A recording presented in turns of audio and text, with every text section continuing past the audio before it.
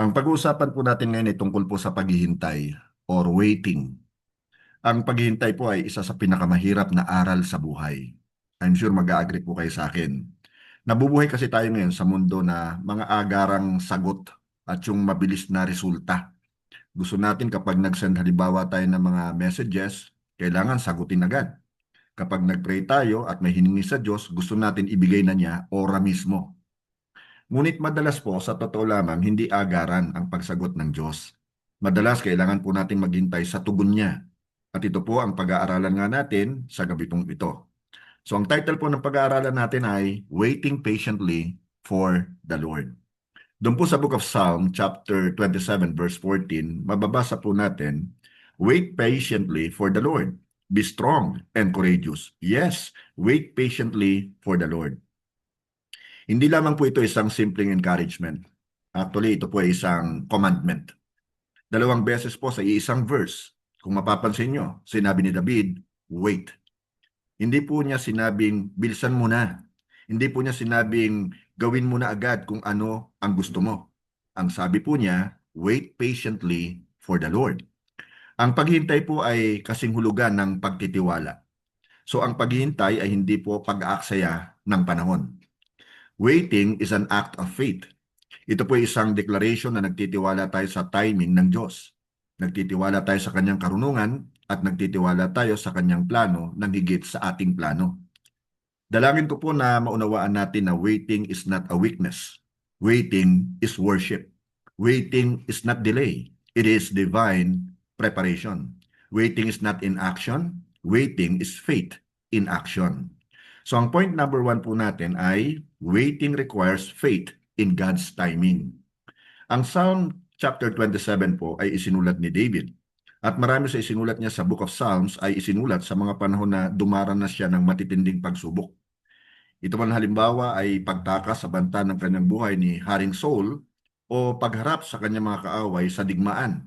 Ang buhay po ni David ay puno ng mga sandali kung saan ang mga pangako ng Diyos ay tila naaantala o nagagambala na kumbaga ay nadidelay.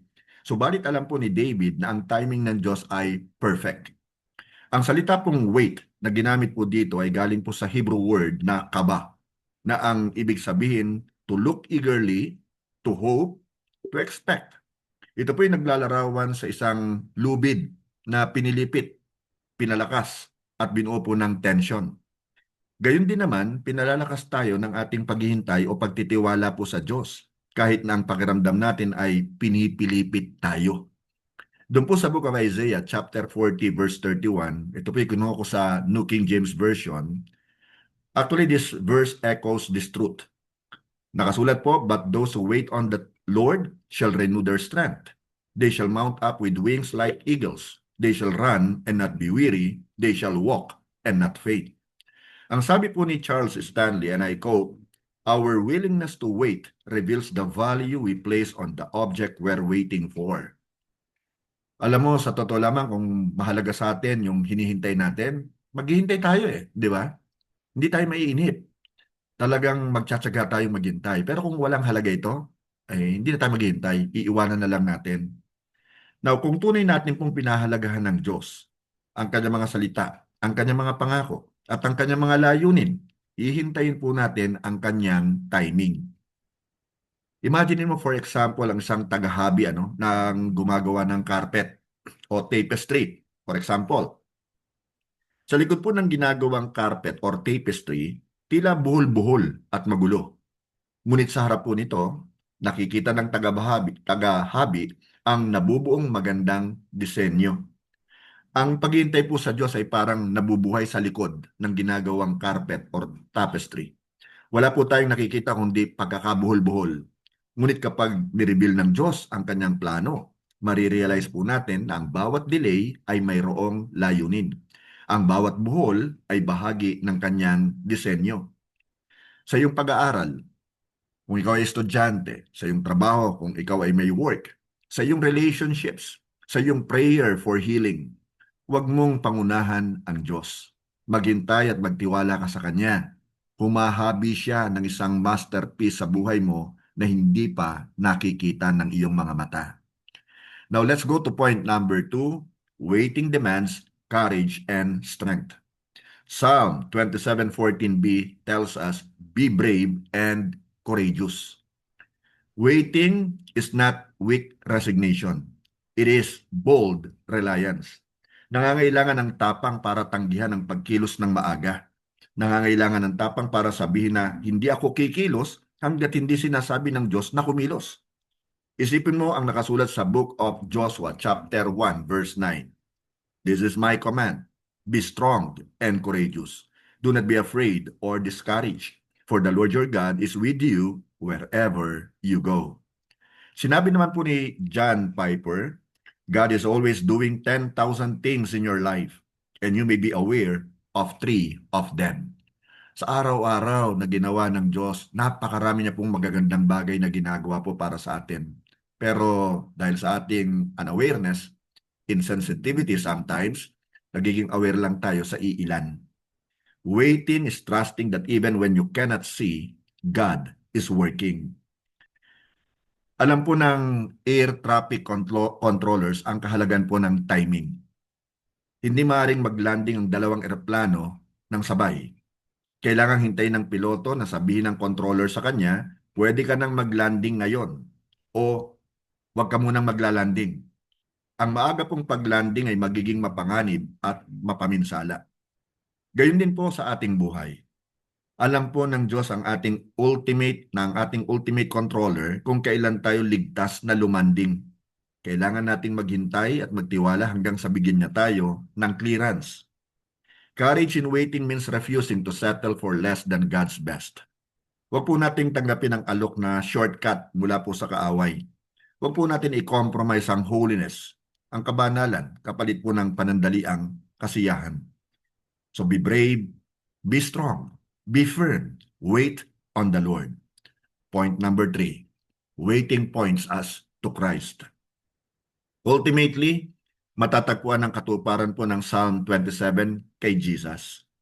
Naghintay po si David ng deliverance pero si Jesus ang deliverer.